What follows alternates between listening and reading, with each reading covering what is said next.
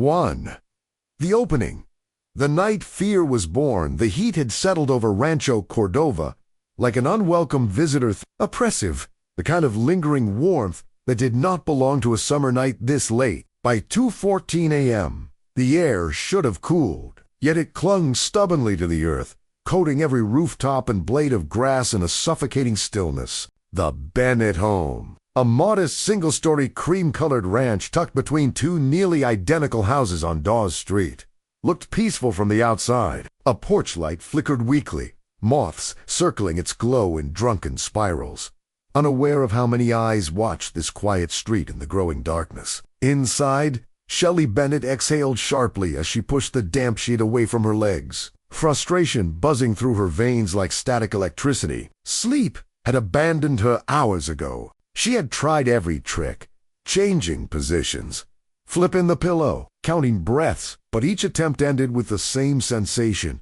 her skin burning, her thoughts racing, her nerves alive with a tension she couldn't explain. The house should have been filled with the soft domestic noises she always took comfort in. The steady hum of the old box fan in the corner, the rhythmic breathing of her husband Michael beside her, the refrigerator rattling faintly in the kitchen. They were all there. The familiar soundtrack of a home yet something felt wrong tonight, off distorted, like a photograph that had been subtly warped at the edges. Michael, despite the heat, snored quietly. His face, soft in sleep, looked younger, peaceful even. Shelley watched him for a moment, feeling a wave of affection mixed with something colder envy, maybe, or dread. She couldn't name it, but it curled low in her stomach, an ache she didn't understand. The digital alarm clock cast a faint green glow across the room, painting stripes of light across the sheets, and as Shelley swung her legs out of bed, the floor groaned beneath her weight. Normally, she wouldn't have noticed. Tonight, she flinched. She patted down the hallway, her bare feet brushing against the worn carpet. The house always spoke at night. Small clicks in the walls as wood contracted, distant pops in the attic from shifting temperature. But the sound she heard now was none of those things. It was soft, deliberate, like fingers brushing against metal, as if someone were coaxing a locked door to open. Shelley stopped. The air thickened around her. She held her breath not because she chose to, but because her body made the decision for her. Something ancient and instinctive tightened inside her ribs, the way prey animals freeze when they sense eyes in the grass. Her pulse tapped briskly at the base of her throat. The house felt wrong. Not empty. Not familiar. Watched. She forced herself to move into the kitchen. The linoleum cooled beneath her feet. She reached for a glass from the cabinet and filled it at the sink. Though her hands trembled so slightly, she didn't notice the thin stream of water spilling over her fingers. Outside the window, the backyard was a black mass of shadows. The trees didn't sway. The grass didn't stir. The entire world seemed to be waiting. And then she heard it again, a soft metallic click.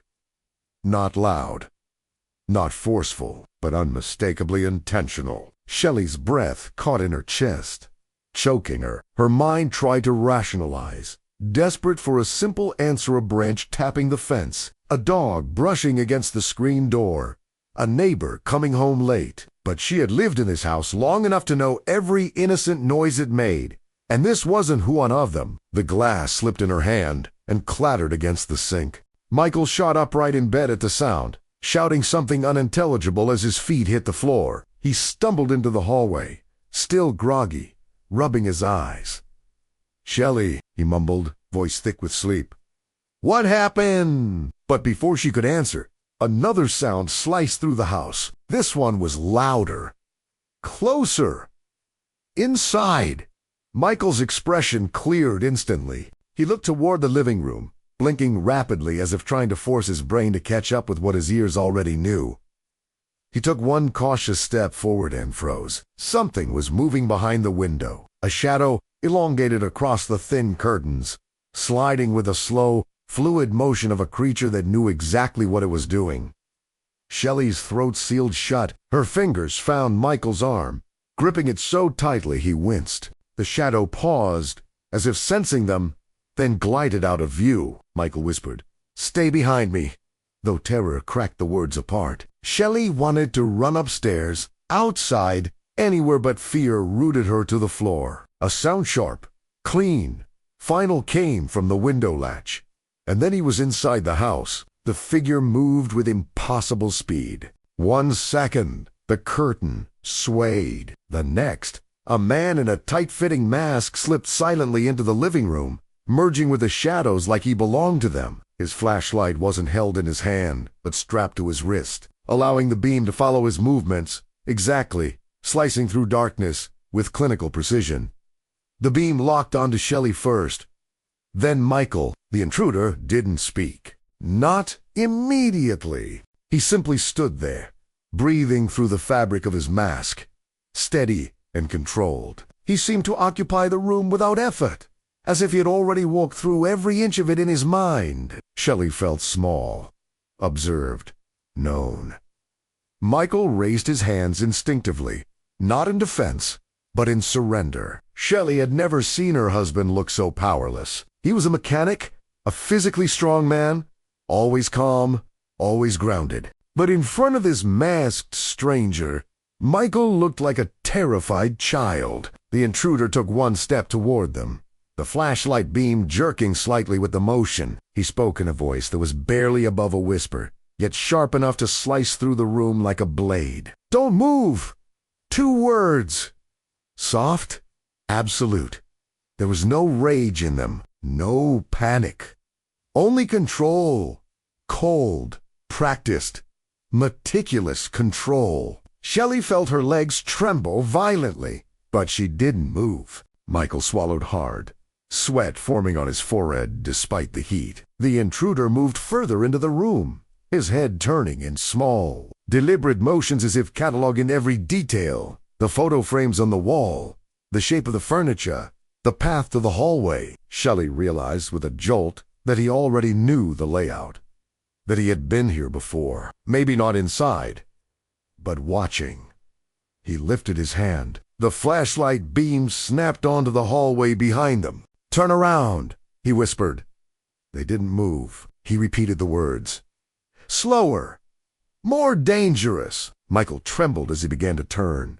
Shelley followed. The intruder guided them with calm efficiency, nudging them forward without needing to raise his voice. Shelley felt the cold barrel of something metal, heavy, pressed lightly against her back. She didn't dare look. He tied Michael first. Then Shelley. The cords were tight, painful. The knots were fast.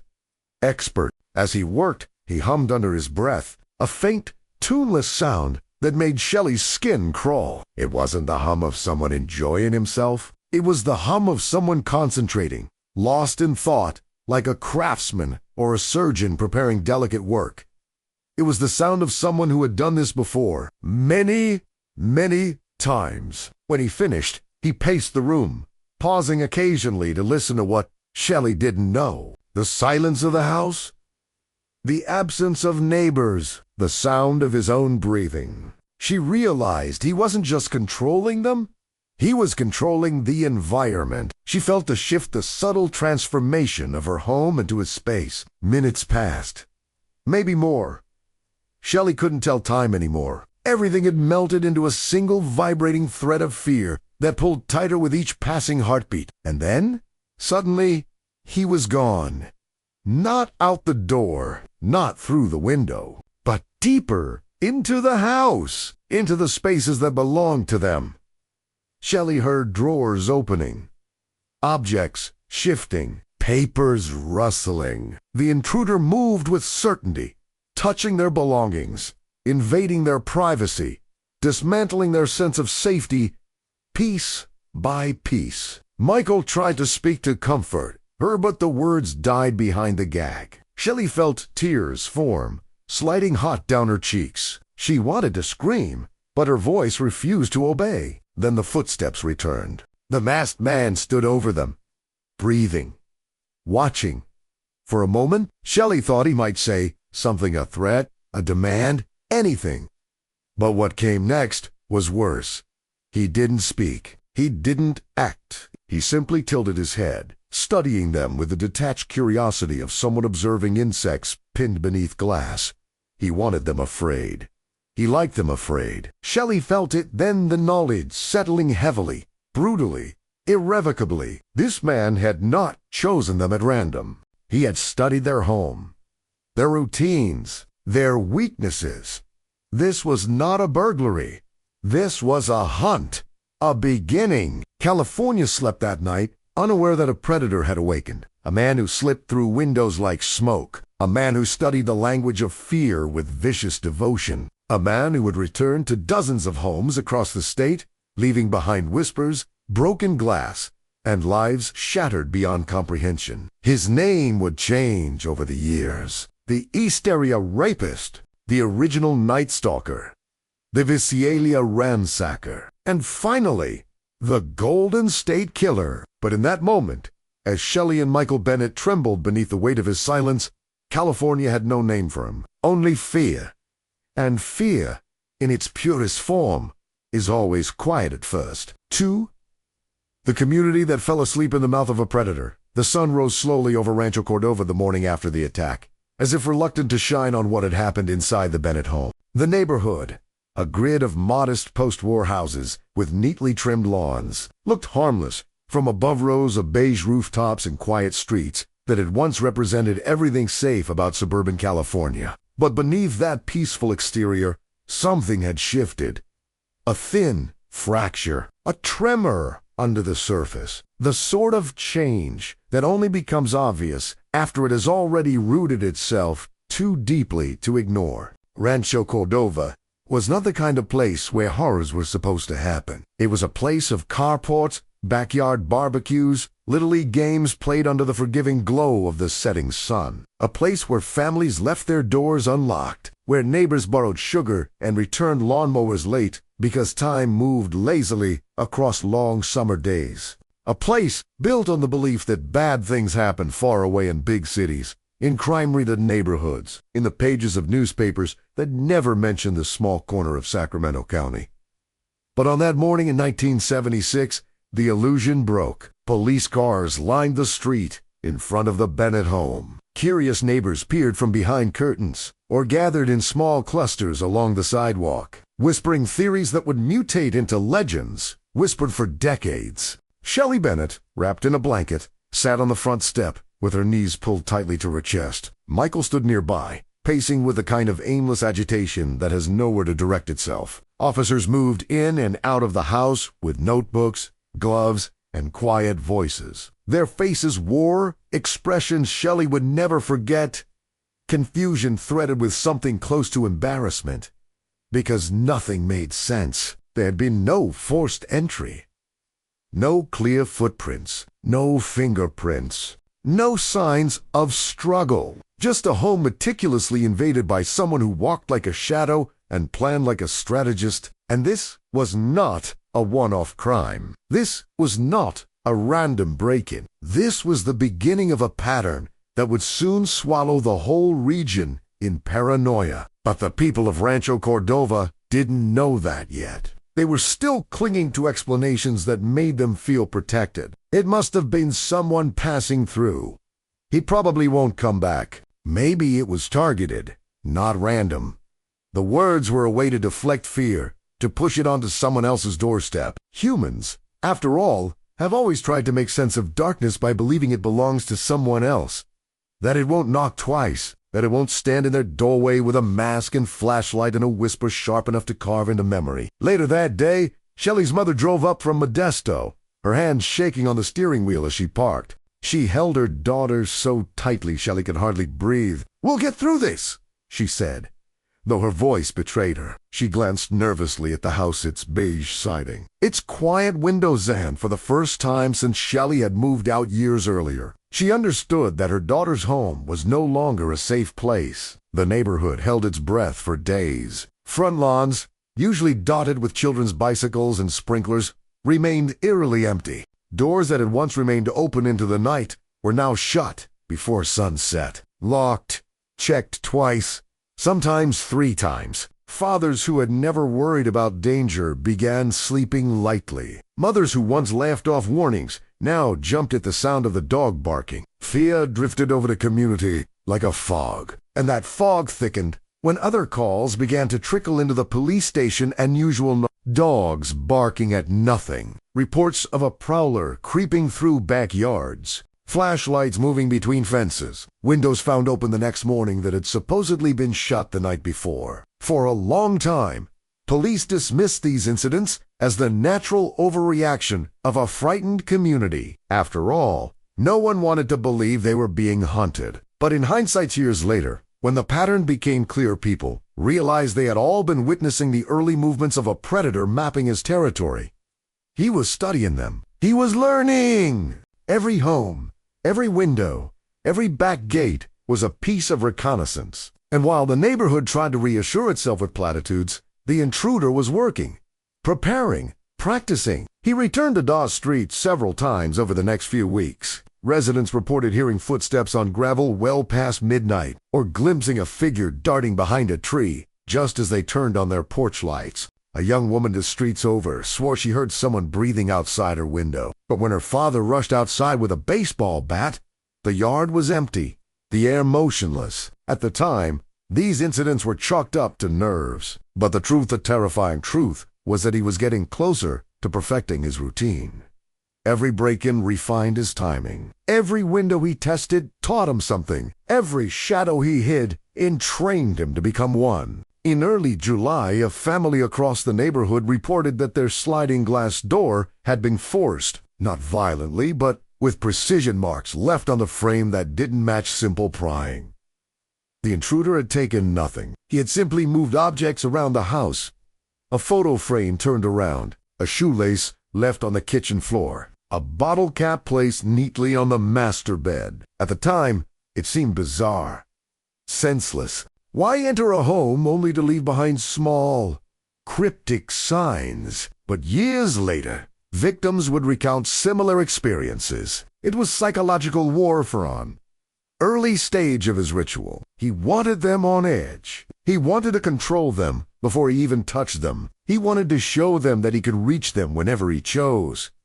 Fear wasn't a byproduct of his crimes. Fear was part of the crime. On the 4th of July, fireworks exploded over Rancho Cordova in bright bursts of color green, red, gold. Families gathered on rooftops and lawns to watch the sky ignite. Children squealed.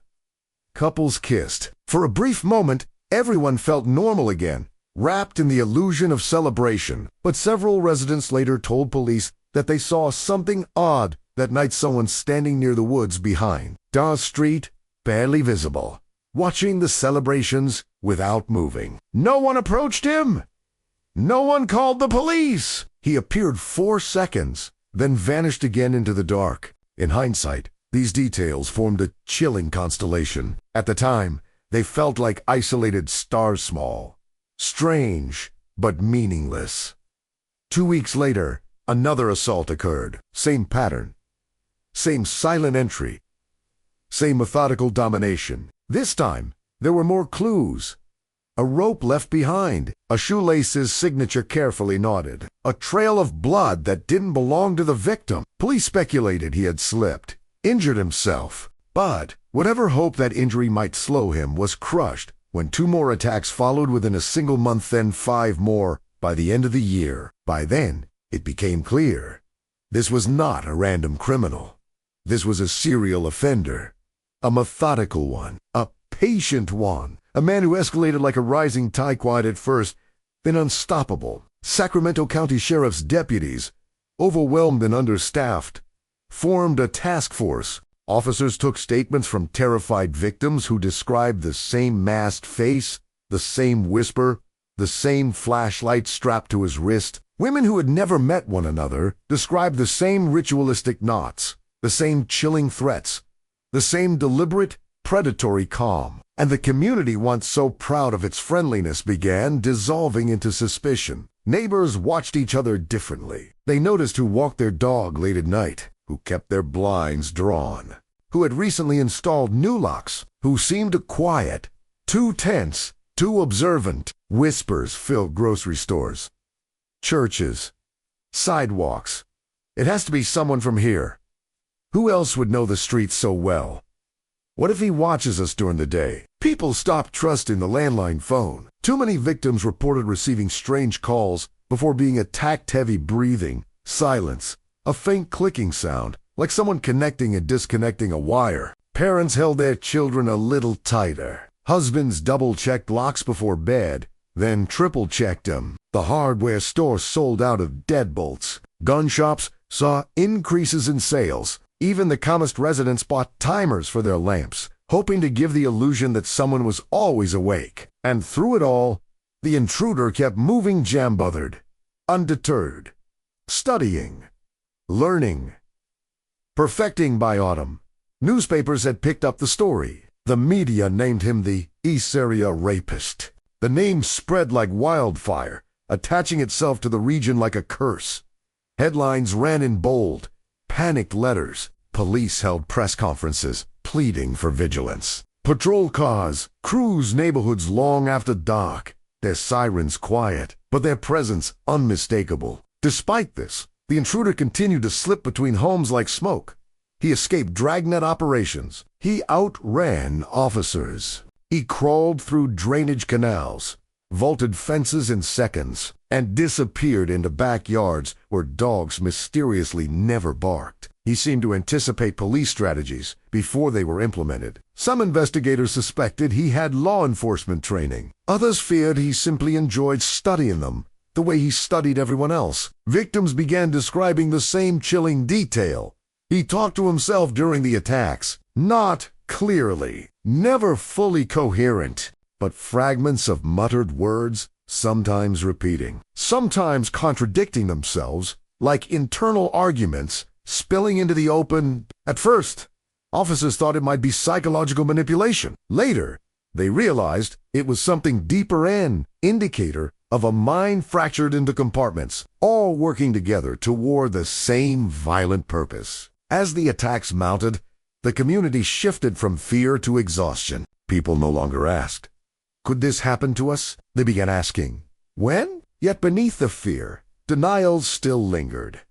Humans cling to hope even as danger circles them. The brain refuses to accept the true scope of a threat until it has no choice. And throughout Rancho Cordova, people convinced themselves of lies that made survival feel possible.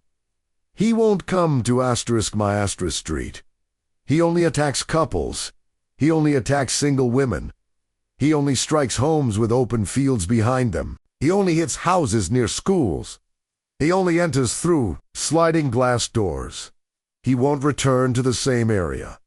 All of these turned out to be wrong. Every rule they tried to assign him, he broke. Every pattern they thought they identified, he changed neighborhoods, victim profiles, times of day, methods of entry. It was as if he wanted the police and the public to feel lost. Years later, behavioral analysts would describe him as a psychological chameleon, someone who adapted with predatory intelligence. Someone who didn't just enjoy control, it was the foundation of his identity. But in 1976, Rancho Cordova didn't have access to decades of criminological research. They didn't know that sometimes predators choose communities not because they are weak, but because they are strong, united, trusting fitting hunting grounds precisely because no one expects danger. They did not yet understand what they were dealing with. But soon, the entire state would, and long before anyone knew his name, long before DNA carried the truth into the light, long before Joseph James D'Angelo became a headline and a courtroom spectacle, he was already inside their homes,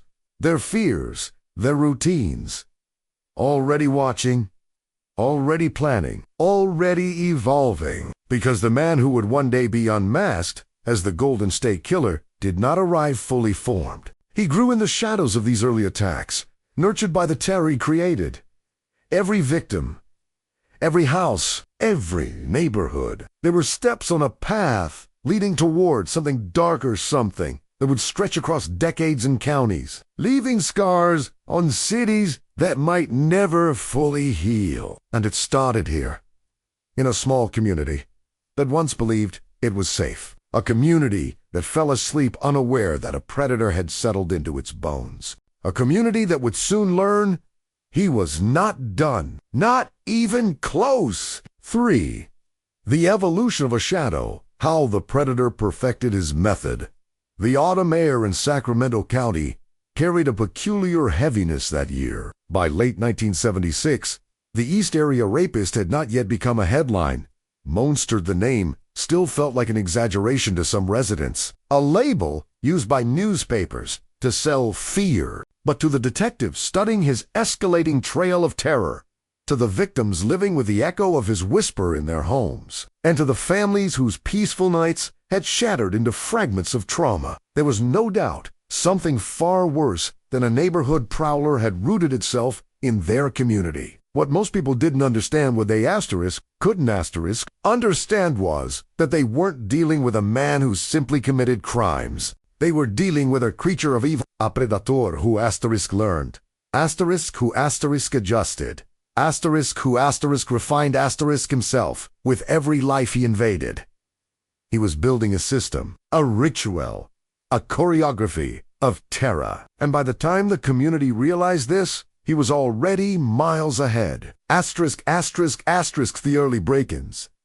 Those subtle invasions, often brushed off as pranks or misunderstandings, were the first hints of his apprenticeship. He moved quietly through backyards, slipping through fences like a fox in the dark. He tested windows not to break them, but to understand them. He learned which latches were weak, which sliding doors could be jimmied with a screwdriver, which screens could be removed without leaving a trace. But the eerie part was how he adapted each time.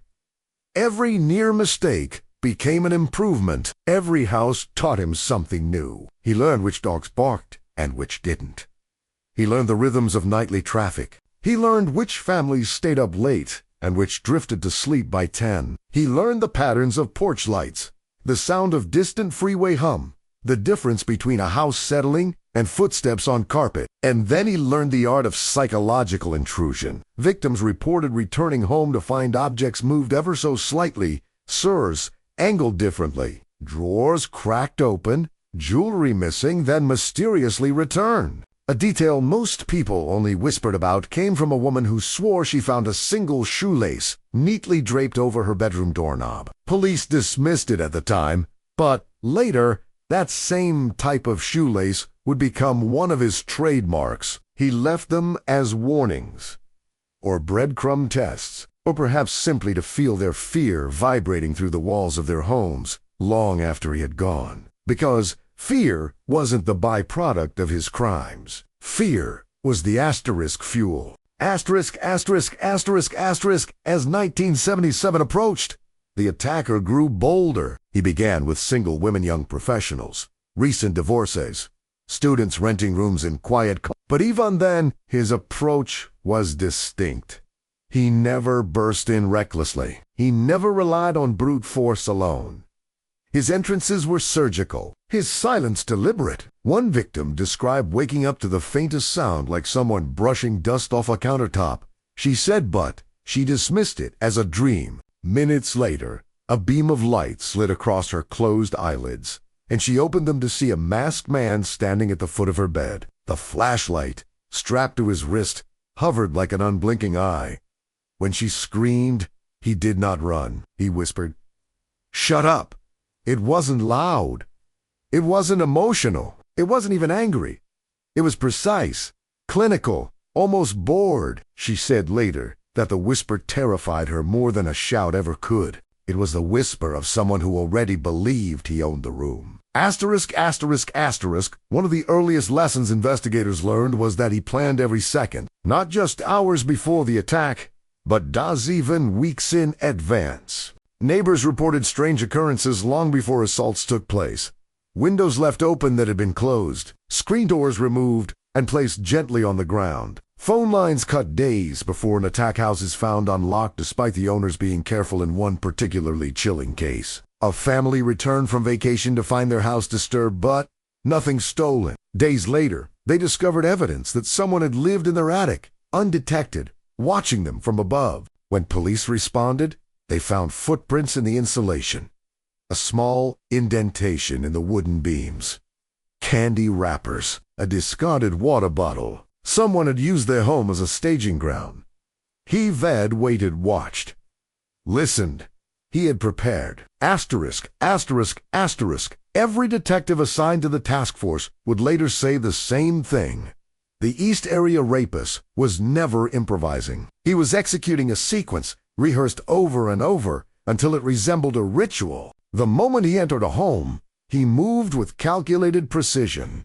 He knew where the victims slept. He knew which hallways creaked. He knew which doors squeaked open, and which ones could swing freely. He often entered through the kitchen, where he disabled lights or unlocked additional exits for escape. Then he'd glide toward the bedrooms, sometimes rearranging objects as he passed deliberately, silently. Many victims described hearing faint clinking or rustling in the kitchen before he appeared. Later, police discovered what that sound usually was.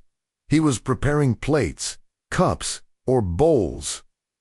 He had a reason. He would use them later to immobilize the male victims. Asterisk, asterisk, asterisk. The pattern emerged after his first attacks on couples. He would bind the man tightly, using shoelaces or cords that he seemed to have pre-cut to specific lengths. The knots were intricate half-square knots, reverse loops, cross-lashings used in military training. The bindings were often so tight they cut off circulation within minutes. Then he would place a stack of dishes on the man's back. Plates, saucers, glass, cups, it didn't matter. He would lean close, so close that victims felt the warmth of his breath through the mask. "If I hear these dishes move," he whispered, "she dies." The threat was elegant in its cruelty. It immobilized the man completely. It psychologically imprisoned him, and it ensured he listened every second to the trauma unfolding beside him. Some men described shaking uncontrollably, but forcing themselves to remain still, terrified that one involuntary muscle twitch would seal their partner's fate. The killer asterisk knew asterisk they would freeze. He counted on it. This was not improvisation. This was the evolution of a method. Asterisk, asterisk, asterisk. But the most disturbing element of his ritual wasn't the violence, it was the pacing. He took his time. A monstrous amount of time. Victims often said the attacks felt like hours, even when they were shorter. He wandered through the house, eating food from the refrigerator, drinking beer, turning lights on and off, opening cabinets, rummaging through drawers. He spoke in different voices, a childish one, a deeper one, a falsetto that made no sense to anyone. Some believed he was imitating people from his past. Others believed he was role-playing scenes from his life. Still others believed he was purposely confusing the victims, making them think he was multiple people. Whatever the reason, detectives later agreed on one thing. It wasn't random. He did everything for a reason. And many of those reasons wouldn't be understood until decades later. Asterisk, asterisk, asterisk. He escalated in brutality, but never in He evolved, but not in a chaotic, unpredictable way. He evolved like a craftsman improving his tools. He'd learned to avoid dogs. He'd learned to hide his vehicle. He'd learned to remove ligatures from scenes. He'd learned police response times. He learned how to slip through drainage canals undetected. He learned to use the environment, hedges, ditches as camouflage. He learned the psychologies of a breaking human mind by his 10th attack. He was no longer experimenting. He was performing. Asterisk, asterisk, asterisk. Detectives studying his pattern noticed the same strange rhythm. He always disappeared for brief periods, weeks at first, then months, but each break was followed by a surge of activity, as if the downtime was part of a cycle, a period of rest, then preparation, then execution. He wasn't impulsive. He was calculating. The killer was building towards something. No one knew what, but the escalation was unmistakable. One investigator, years later, described him perfectly. He was evolving from burglar to rapist, and from rapist to something else. Asterisk, asterisk, asterisk. The phone calls became an omen. Some were simple, heavy breathing, silence, a click. Others were longer, much longer. Victims received calls, days, months, even years after the attacks. The voices varied, sometimes a whisper, sometimes whimpering, occasionally crying. One woman received a call in which the attacker simply repeated the words, "I'll kill you. I'll kill you," in a voice that sounded almost childlike. Another victim heard the chilling phrase, "Remember when we played?" spoken as casually as if he were reminiscing about a date. One call in particular disturbed investigators deeply. A woman heard a man whisper, "Merry Christmas," followed by the sound of faint breathing, and then the unmistakable sound of him hanging up abruptly, as if startled by something in the room with him. Behind him, faintly, she heard a woman's voice. A domestic background, a second life. The notion terrified investigators. It meant he wasn't a drifter. He wasn't homeless. He wasn't living under a bridge or wandering the highways. He had a home. He had neighbors. He had a routine. He had a life. And no one knew. Asterisk, asterisk, asterisk. As winter approached, the attacks became more violent, more brazen, more confident. He began striking neighborhoods that had already been heavily patrolled. He hit homes with security lights. He hit homes where families were awake only minutes before. He seemed to enjoy proving that the community could not predict him. Each time police believed they were closing in, he slipped up way over fences, through creeks, into the maze of yards connecting the suburban grid like hidden arteries. He became a ghost, a shadow with perfect knowledge of the land. Detectives would later map his escape routes and discover something chilling. He almost always fled in the direction of places familiar to someone with military or law enforcement training, open fields used for drills, access roads known only to officials, drainage canals mapped in public works documents. He didn't just know the neighborhoods, he knew the infrastructure, the skeleton of the county. Asterisk, asterisk, asterisk. By early 1978, fear had hardened into something else. People realized he wasn't going away. He was evolving faster than the police could adapt. And somewhere in this escalating storm of violence, something inside him shifted. The rapes were no longer enough. The control wasn't enough. The humiliation wasn't enough. The ritual needed a new stage, a new outlet, a new level of dominance. The predator had grown into something hungrier, something darker, something that would soon cross the line into murder, and once he stepped into that domain, he would never turn back, because the man who would become known as the Golden State Killer was not content with terror alone. He wanted legacy. He wanted permanence. He wanted to carve his existence into the history of California with blood, and the state would soon learn that some predators evolved not to survive, but to rule the night. Cuatro. The night the line was crossed when fear became murder. By early 1978, Sacramento County had become a patchwork of alarm systems, reinforced locks, barking dogs, and neighborhood watch patrols that never existed before. People no longer lingered on porches after sundown. Windows once left open to let in the Delta breeze were now shut tight, nailed, taped, wedged with wooden broom handles. The East Area Rapist had reshaped daily life in California's suburbs. He wasn't just a criminal, he was a force of nature that had pressed its thumbprint into the psyche of an entire region. But even then, no one could have predicted how far he was willing to go. The rapes were horrific, but they were still somehow categorized as crimes that fit within the boundaries of what investigators understood. Violent, yes. Traumatic, absolutely. But within the realm of a classified offender, a rapist, a burglar, a predator who thrived on control. But murder, that line had not yet been crossed. Not officially. Not until the night of February 2nd, 1978. Asterisk, asterisk, asterisk. It was a warm evening for winter, the kind that tricked people into thinking spring might arrive early. The Headingtons, Brian and Katie, had been returning from dinner with friends. They were young, engaged to be married, and known throughout their neighborhood in Rancho Cordova as the kind of couple that smiled at everyone, a pair who waved from their porch and always walked hand in hand. They were also the kind of couple who believed, despite the headlines and the rumors, that they were safe. After all, the East Area Rapists targeted women in their bedrooms. He stalked couples late at night. He tied them, tormented them, assaulted them. He disappeared into the shadows afterward, leaving behind a trail of shoelaces and fear. Murder was not his signature. Not yet. Asterisk, asterisk, asterisk, around 9 p.m.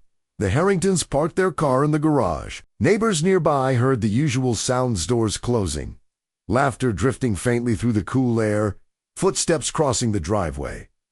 A kitchen light flicked on. A television murmured through the living room wall.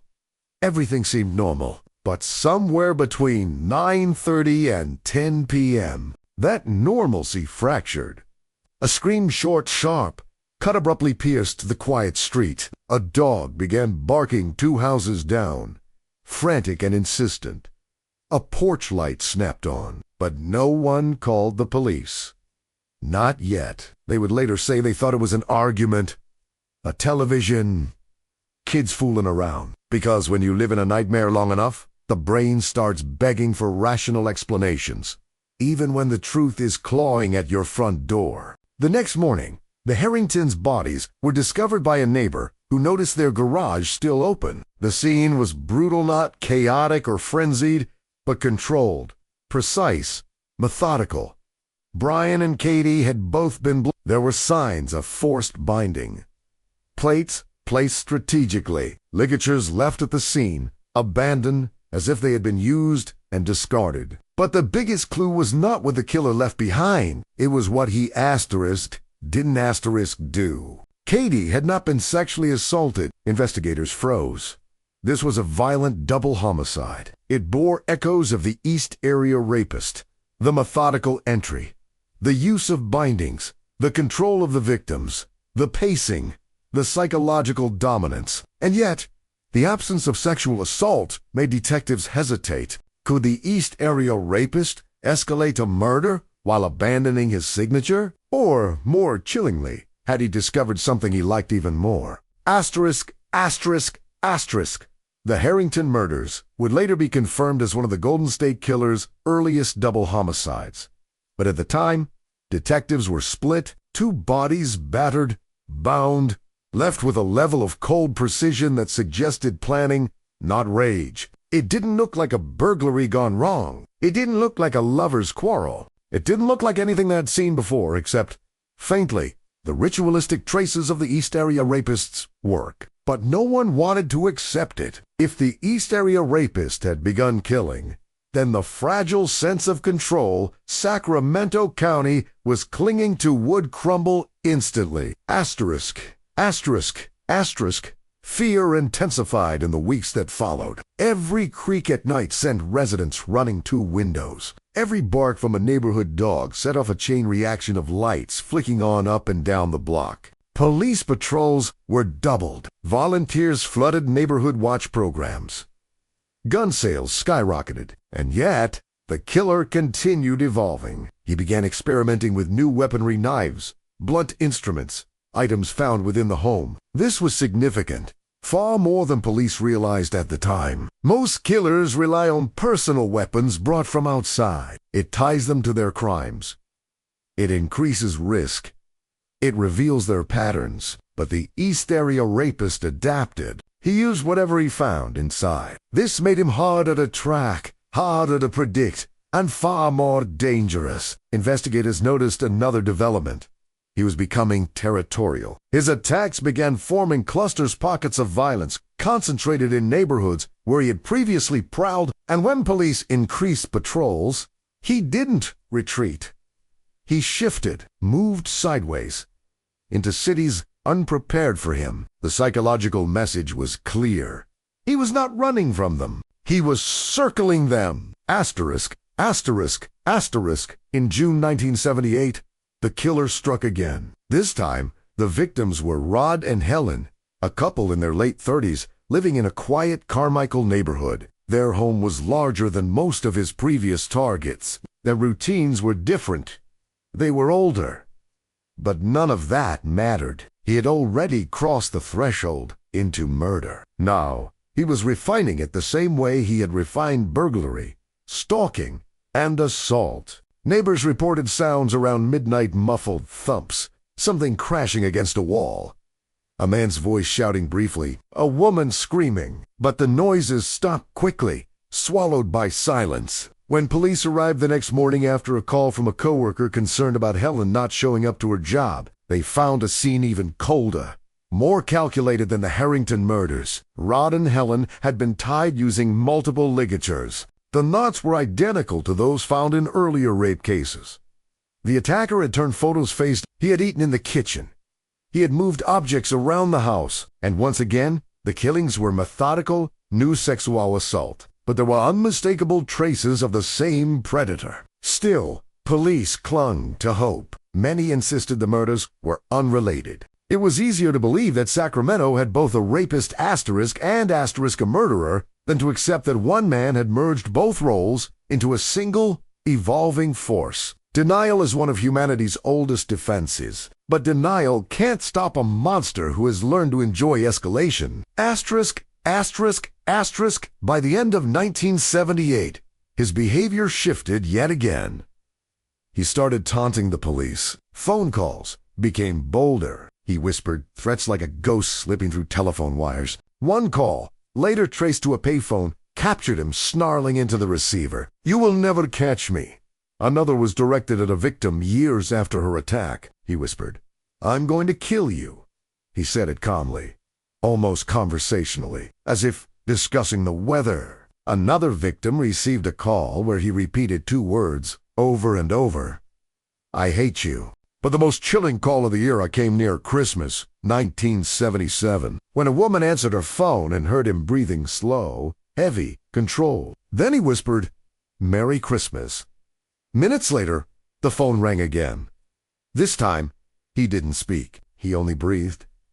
Behind him, a faint female voice, a woman in the background, a reminder that he lived among them, that he blended into their neighborhoods, that he shopped in their grocery stores, that he stood behind them in bank lines, that he was not a phantom but a man moving through their world like a serpent sliding silently beneath tall grass. Asterisk, asterisk, asterisk. The next evolution in his killing spree came on a warm February night in 1979 in Goleta, near Santa Barbara. This time, something went wrong. A couple, awoken by strange noises in their yard, spotted a masked intruder. A chase followed brief. Chaotic, frantic with the killer running through backyards, vaulting fences, and disappearing into the night. When deputies arrived, they discovered shoe impressions in the soil and evidence of an interrupted attack. The killer had already prepared ligatures. He had removed screens. He had unlocked doors. He had laid out his tools. Everything was in place, but he had been startled, and he had vanished. For the first time, investigators considered the possibility that he was expanding beyond Sacramento, searching for new hunting grounds. He was evolving geographically, expanding his reach, searching for a new canvas. And when he found it, the murders would intensify with a brutality that dwarfed everything before them. Because by then, he had perfected the art. He had perfected Asterisk himself. He was ready to become the monster whose name would one day echo across California with dread. The original Night Stalker. Asterisk, asterisk, asterisk. The murders that followed, starting with Dr. Robert Offerman and his partner, Deborah Alessandra Mani, were no longer careful, no longer methodical. They were explosive. Violent suddenly, bludgeoned victims with rage that investigators had never before seen from him. And for the first time, he left mistakes. He left footprints. He left shoe prints. He left bindings behind. He left lint. He left fibers. It was evolving violence. But it was also the violence of a man reaching his zenith, a criminal cycle entering its peak. The East Area rapist had transformed into the original Night Stalker, a killer who no longer needed control rituals to feel fulfilled. A killer who no longer needed psychological domination. A killer who had moved beyond rape into the darkest realm of crime. Murder as identity. Asterisk. Asterisk, asterisk. The escalation was complete. The transformation irreversible. What began as whispers in dark bedrooms had become an unstoppable reign of terror that would spread across counties, leaving behind a trail of blood and fear that would not be fully understood for 40 years. California had seen serial killers before, but none had ever shifted shape like this. None had ever been so disciplined. None had ever been so invisible, and none would take as long to catch, because the man evolving behind the mask was not a phantom. He was not a ghost. He was not a myth. He was flesh. He was method. He was hunger. He was evil, and he had only just begun. 5. The Southern Migration. When the nightmare found new hunting grounds by the early 1980s, Southern California was basking in its golden age. The state was a sun-washed paradise, built on palm-lined streets, pristine beaches, and the blossoming glamour of a region that sold dreams to the rest of the world. Orange County was booming, a thriving landscape of cul-de-sacs, new housing developments, and young families who believed they had found the perfect place to build their lives. But beneath that optimism, beneath the warm twilight skies and the hush of waves rolling onto California's shores, something else, something darker was stirring. A shadow had traveled south. A predator who had spent years refining his craft, sharpening his instincts, growing more confident, more violent, more unstoppable. The East Area rapist had evolved into the original Night Stalker, and Southern California was not ready. Asterisk, asterisk, asterisk. The transition was so smooth, so eerily seamless, that investigators failed to see the connection for years. In the north, the rapes had suddenly stopped. The attacks, which had terrorized Sacramento for nearly 2 years, vanished as if the predator had evaporated into the Pacific air. Detectives speculated that he had been arrested for an unrelated crime, moved out of state, or simply died. None of them imagined he was on the move. None of them imagined he was expanding. None of them imagined he was preparing to escalate into a phase of violence that would leave an even deeper scar on California's history. Asterisk, asterisk, asterisk. The first confirmed murders in Southern California were those of Dr. Robert Offerman and Deborah Alexandra Manning in Goleta in late 1979. Investigators found a scene that was both chaotic and controlled. Frenzied, yet deliberate, a paradox only the original Night Stalker could have created. Dr. Offerman had tried to fight back. A struggle had taken place. Furniture overturned. A bookshelf knocked down. Deborah had tried to flee, only to be cornered. Both had been shot, brutally, repeatedly. But what stood out to detectives was something far more chilling. Despite the chaos, the killer had brought bindings with hemp-cut ligatures, identical to those used years earlier in the Sacramento attacks. Then he left them behind. He had never left ligatures before. Investigators didn't know it yet, but this was part of his evolution. He was shedding old methods, discarding past habits. Murder, once a byproduct of losing control, was becoming his new ritual, his new identity. But there was a problem. The murderer had been interrupted. Neighbors heard gunshots. A dog barked. Someone called the police. The killer, startled, fled through the backyard and disappeared between the hedges, leaving footprints in the soil and tire impressions nearby. Small mistakes, but mistakes nonetheless. That meant one thing. He wasn't done learning. He was sharpening his new craft. And he was growing more dangerous. Asterisk, asterisk, asterisk. Just months later, in 1980, the predator returned, this time to Ventura. Charlene and Lyman Smith were well known in their community. He was a successful attorney and judge. She was a loving mother. Their home was the embodiment of Southern California comfort: airy rooms, soft light, a peaceful garden. But comfort means nothing to a predator who thrives on invading it. On the night of their murders, there were no neighbors who heard screams, no frantic calls to the police, no disturbances.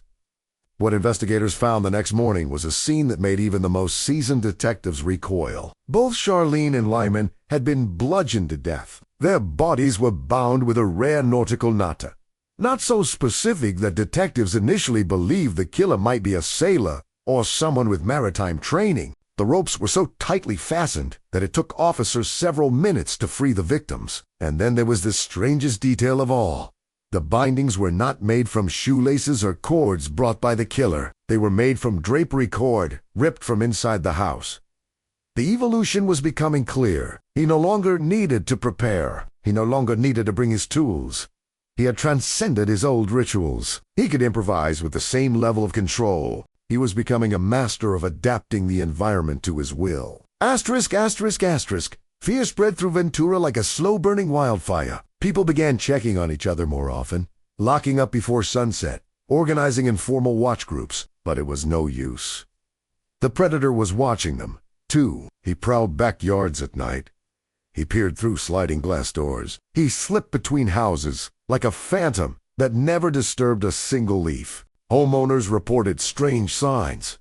Footprints near their fences, unlocked windows in rooms they hadn't entered, items left askew. One woman found a bathroom window fully opened despite being locked an hour earlier. Another discovered her back gate swinging in the wind, even though she never used it. The sheriff's department brushed off many of these calls. They didn't realize these were rehearsals. He was mapping new territory. His hunger was growing, and soon he would strike again. Asterisk, asterisk, asterisk. The next confirmed murders came in. August 1980. Keith and Patrice Harrington in Dana Point. They were young newlyweds, living in a quiet, wealthy, idyllic community not far from the beach. Their neighborhood was gated, secure, protected. Or so they thought. On a warm summer night, the predator slipped past the gates slickly tailgating behind another vehicle and made his way into the Harrington home. There was no forced entry, no broken glass, no signs of struggle outside. Inside, however, the scene told a different story. The couple had been attacked while sleeping. Both were tied and bludgeoned with a weapon that was never found. Unlike previous assaults, no sexual assault was discovered. And once again, the killer left behind ligatures. Officers noted an odd detail. A dish towel with traces of blood folded neatly on a countertop. It was almost ritualistic, as if he left it as a signature, as if he wanted investigators to know exactly who had been there. But at that time, they didn't know. They had no idea. The same monster who had raped dozens of women in Sacramento was now murdering couples in Southern California. The cases were filed separately. The task forces did not communicate. The predator knew that, and he exploited it. Asterisk, asterisk, asterisk. In February 1981, another murder struck Santa Barbara County. The victim was 28-year-old Manuela Withen, found bound and bludgeoned in her Irvine home while her husband was hospitalized. This time, the scene was different, more deliberate, more staged. It was as if the killer were experimenting with deception. Manuela had been sexually assaulted. Items were stolen. The house was arranged to look like a burglary. But the ligatures were identical to earlier cases. The bindings were identical. The method of movement, the pacing of the scene was identical. The original Night Stalker was refining yet another skill, creating false narratives. He wanted to mislead investigators. He wanted to confuse them. He wanted to disappear again. And it worked. Police believed it was a burglary gone wrong. They were wrong.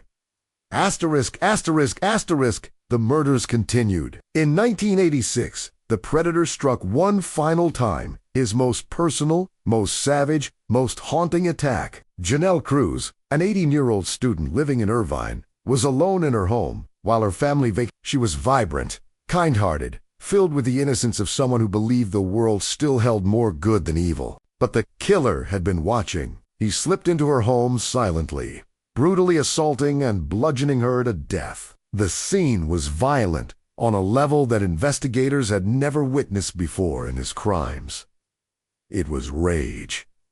It was release. It was the culmination of a decade-long shadow that had darkened California.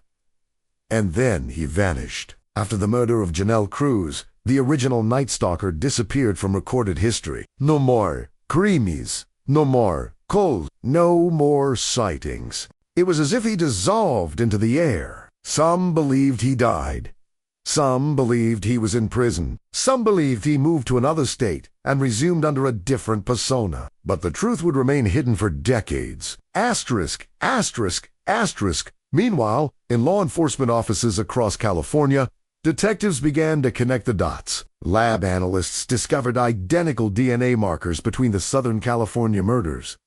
The killer was the same. The attacker was the same. The monster was the same. A single man had terrorized Northern California as the East Area Rapist and Southern California as the original Night Stalker. But no one knew his name. No one had a suspect. No one had a face. He was a phantom sculpted from fear, moving through California like a shadow of death. Behind him, he left shattered families, broken communities, and investigators haunted by failure. The nightmare had entered a dormant phase, but it was not over. Because monsters who sleep do not die. They wait. They wait for the world to forget. They wait for their trails to go cold. They wait for their names to drift into myth. And Z waited, hidden in plain sight, for more than 30 years. But in the shadows of all that waiting, technology was quietly evolving. Science was catching up, and the day was coming when the predator, who once believed he was untouchable, would learn that no monster stays hidden forever. Because DNA does not forget, and justice does not sleep. Seis, tiaga, e cold years when a monster hid in plain sight for more than a decade. The predator who had once terrorized California slipped beneath the surface of time like a stone sinking into dark water. His reign of violence sprawling across suburbs, counties, and entire regions ended without warning. Newfie now call. No final taunt. No final footprint in the soil. He simply vanished. By the late 1980s, the original Night Stalker had become a phantom not just in the public consciousness, but in the minds of investigators who had once sworn to bring him down. His crimes cooled into files.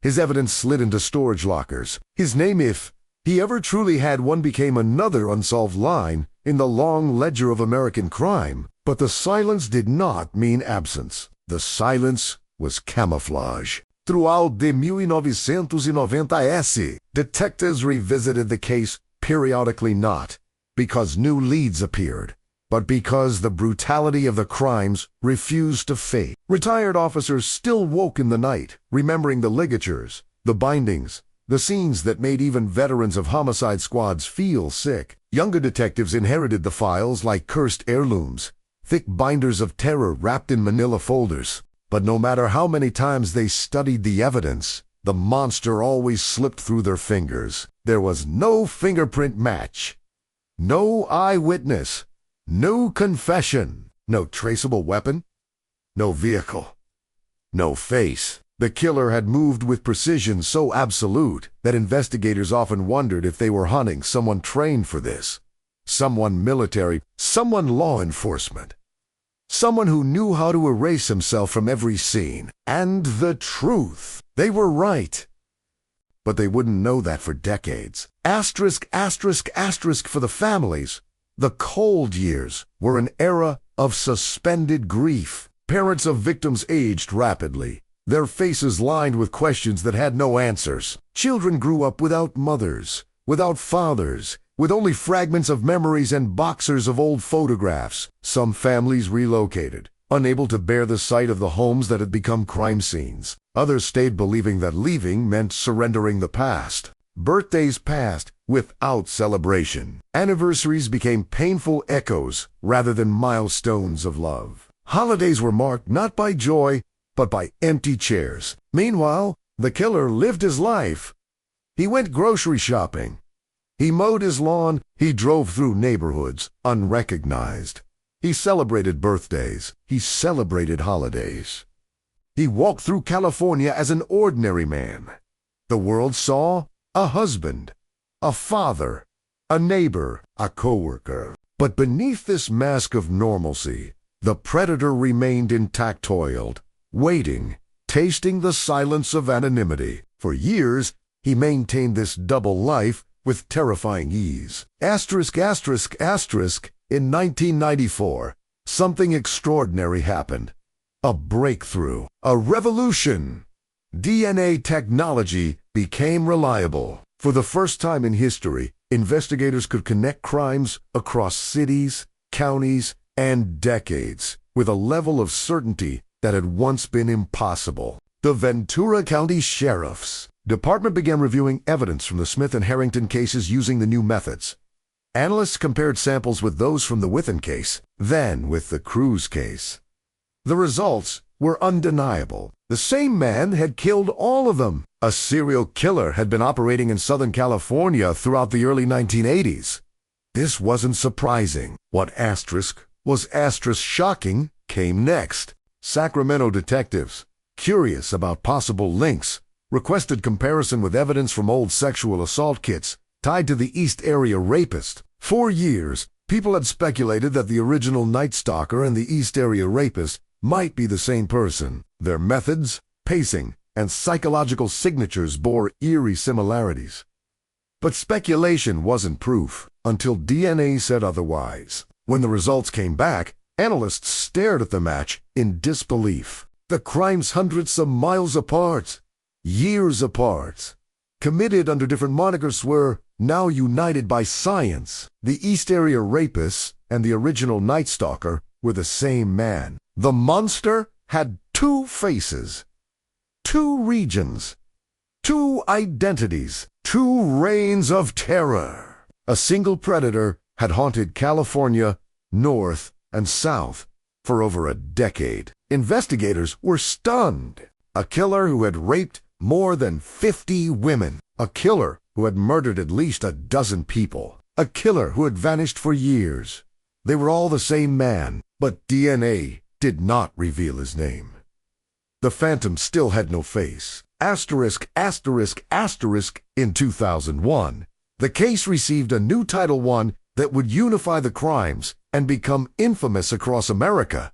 The Golden State Killer, a name broad enough to encompass the entire scope of his violence. A name that carried weight, dread, identity. A name that embodied both the geographical reach and the unimaginable cruelty of his crimes. It helped the public understand the scale of the monster, but naming him was not the same as finding him. The years continued to pass. Asterisk, asterisk, asterisk. Investigators chased hundreds of suspects. One by one, each man was eliminated. Teachers, firefighters, doctors, truck drivers, construction workers, former soldiers, police officers. Some suspects fit the profile, perfectly height, weight, geography, even psychological traits, but the DNA cleared them all. Hundreds of men had their lives turned upside down. Hundreds were interrogated. Hundreds gave samples. Not one matched. Detectives began to fear the truth. The killer might already be dead, or were still alive, still living in California, still walking unnoticed among the people he had once tormented. Asterisk, asterisk, asterisk. The cold years were not just defined by silence, they were defined by obsession. Detectives formed a brotherhood of sorts, united by failure and determination. Many carried the case with them beyond retirement. They took the files home. They lay awake piecing together maps, timelines, psychological and looking for a single thread that might unravel the mystery. Some detectives became consumed. One investigator, known for his stoic demeanor, kept binders of evidence beside his bed. Every night before sleeping, he spent 20 minutes reviewing sections of the case, convinced that one detail, somewhere, was the key. Another detective described dreaming of the killer not as a person, but as a presence, a shadow that slipped through doorways, whispering, "You missed something." They felt the weight of the victims. They felt the failure of the system. They felt the responsibility to history. And throughout the 1990s and early 2000s, they were racing against a clock they couldn't see. The killer was aging. The case was aging. Time was both enemy and clue. Asterisk, asterisk, asterisk. As forensic science improved, investigators revisited every piece of old evidence. They sifted through box after box of materials that had sat undisturbed for years. Some evidence was so old that labels had faded. Some boxers were warped from decades of storage. Yet every scrap of hair fragment, every carpet fiber, every old fingerprint card was tested again and again. Detectives knew something horrifying. If they couldn't catch him soon, they might lose him forever. Because killers die. Killers move. Killers fade into history. And no one wanted this man to escape into legend. Asterisk, asterisk, asterisk. Meanwhile, a parallel battle unfolded in the media. True crime was rising in popularity. Documentaries, books, and news specials began revisiting unsolved cases that had once terrified the state. But the Golden State Killer remained relatively unknown outside California. His crimes were too old. The dots too disconnected. The survivor stories too scattered. It wasn't until the mid-2010s that the case exploded into public consciousness. And the person who lit that fuse was not a detective. It was a writer, a woman named Michelle McNamara. Her relentless investigation, her emotional understanding of the victims, and her groundbreaking book, I'll Be Gone, and the dark asterisk gave the case new blood. She introduced the world to the monster hiding in the shadows. She brought empathy to the victims' stories, and she pressured investigators, subtly but powerfully, to keep pushing even when the trail had long gone cold. Her work changed everything. For the first time, the public cared. For the first time, national pressure began building. For the first time, investigators felt a surge of collective determination. But Michelle would never live to see the ending she helped create. Her book was published posthumously, and just 2 months later, a breakthrough emerged. Not from fingerprints, not from witnesses, not from confessions, but from something no one had ever used in a criminal case at such a scale. Genetic genealogy. The most unlikely weapon in the history of criminology was about to pierce the darkness that had protected the Golden State Killer for more than 40 years. Asterisk, asterisk, asterisk in 2017. A small team of investigators uploaded the killer's DNA profile to get public genealogy database used by ordinary people seeking relatives and ancestry information. What they found was not a direct match, but something infinitely more powerful. A distant relative, a genetic breadcrumb. From that speck of shared DNA, they built a family tree, a massive, sprawling, intricate family tree with hundreds of branches, each branch representing ancestors, cousins, siblings, marriages, migrations. Painstakingly, they narrowed it down. Closer and closer and closer until the branches pointed to a single leaf. A single name, a man who had lived in California, a man who had lived in the exact regions of the attacks, a man who had military training, a man who had law enforcement training, a man who had once been fired for shoplifting dog repellent and a hammer, a man who fit everything they had ever suspected. Joseph James W. Asterisk, asterisk, asterisk. In the quiet of the cold years, while victims aged and detectives retired and communities healed the best they could, the predator had been hiding in plain sight. A former police officer, a husband, a father, a neighbor who waved politely, a man who lived an ordinary suburban life while carrying the darkest secret in California's history. The cold years were ending. The silence was breaking. The monster had a name. And soon, the world would see his face. But justice, after decades of being denied, was about to awaken, and when it did, it would be relentless. 7. The hunt reignited, and the day the monster finally slipped by the time investigators placed the name Joseph James Dunghello at the end of their sprawling genealogical tree. The air inside the Sacramento County District Attorney's office felt electric. They weren't celebrating, far from it. They were cautious, exhausted, almost afraid to hope. For more than 40 years, hope had betrayed them. Hope had led to dead ends, false suspects, empty DNA tests, and the crushing disappointment that came with each failed lead. But this name was different. The moment they saw it, something shifted in the room. No one said it aloud, but they all felt it. The quiet, heavy sense that the phantom they had been hunting across decades and counties and generations was suddenly, impossibly, real. A real man. A real address. A real life. A real monster who had disguised himself as a neighbor, a father, a grandfather. Detective Paul Holes, who had dedicated nearly a quarter of his life to this case, stared at the name with an intensity that bordered on physical pain. He once described the moment as like hearing the beat of a heart after thinking the body was dead, because he was in tea. Cold anymore. It was breathing. Alive. Speaking. But knowing the name wasn't enough. They needed proof. They needed something indisputable. They needed D'Angelo's DNA. Asterisk, asterisk, asterisk, the surveillance began quietly, almost timidly, because confronting a ghost requires caution. Detectives parked unmarked cars near D'Angelo's home in Citrus Heights, a quiet suburb where residents lived unremarkable lives. His home was neat, painted a pale cream with a meticulously kept lawn. A motorcycle sat near the driveway. A truck was parked beside it. Nothing about the scene screamed serial killer. He blended into the tranquility of the neighborhood so well that it was almost insulting. The man who once prowled through darkness like an apex predator now walked among children on bicycles, greeted elderly neighbors, and shopped for groceries without raising suspicion. He was 72 years old. His hair had thinned. His waist had thickened. His face had softened, but even with age, there was something unsettling about him. A rigidity in his movements, a tension in his jaw, a coldness in his eyes that made one detective whisper, "He looks like a coiled spring." The man who had once climbed fences, sprinted across rooftops, and vanished through creeks, now spent his mornings tinkering in his garage and his evenings cooking simple meals. He lived with his daughter and grandchildren. He smiled at passers. He waved at the mailman.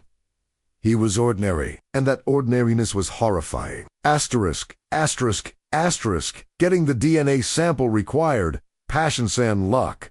Investigators needed something he discarded. A tissue? A cup? Trash. Anything.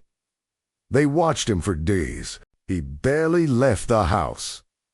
He took his trash to the curb only once a week, and when he did, he placed it carefully inside his bin, closing the lid with almost obsessive neatness. But on one of those mornings, as detectives watched from their car, D'Angelo made a mistake. He rolled his large gray trash bin to the curb, and as he walked back toward the house, he blew his nose loudly into a white tissue, folded it, and tossed it directly into the bin. Detectives froze. It was the moment they had been waiting for. Minutes later, after D'Angelo disappeared into the house, an undercover investigator casually walked by, reached into the bin, and retrieved the tissue. He sealed it in a sterile container, placed it inside an evidence bag, and handed it off to the forensic team. And then the real waiting began. Asterisk, asterisk, asterisk. When the DNA results arrived days later, the laboratory technician looked at the printout twice to make sure there was no mistake. The sample was an exact match.